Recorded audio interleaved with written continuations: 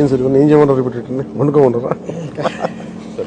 It's amazing. ఇది మీరు పూలు కంటే కూడా ఇది ఇస్తే బెటర్ అని చెప్పారు.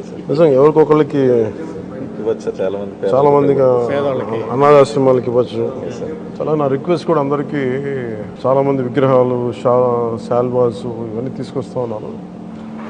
వచ్చేవారందరికి కూడా ఒకటి ఏదైనా తీసుకొస్తే టోకెన్స్ భవిష్యత్తులో మన సమీప భవిష్యత్తులో రాబోయే అన్నా క్యాంటీన్స్కి ఏదైనా మీరు కాంట్రిబ్యూషన్ లాగా ఏదైనా అలాంటి టోకెన్స్ అన్నా ఇవ్వండి. వాళ్ళు గివ్ టు గవర్నమెంట్, మన ప్రభుత్వానికి ఇద్దాం.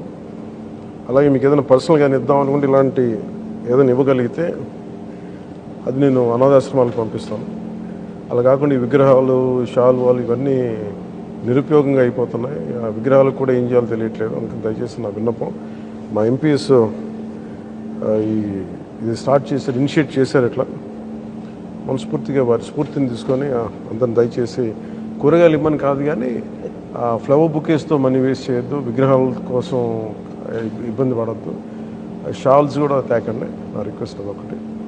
ఏదైనా చేయగలిగితే, నాకు చేయకపోయినా పర్లేదు కానీ అట్లీస్ట్ అది ప్రజలకిను కష్టాలు ఉన్న వాళ్ళకి ఉపయోగపడేలా చేయండి. I'm more than happy for that.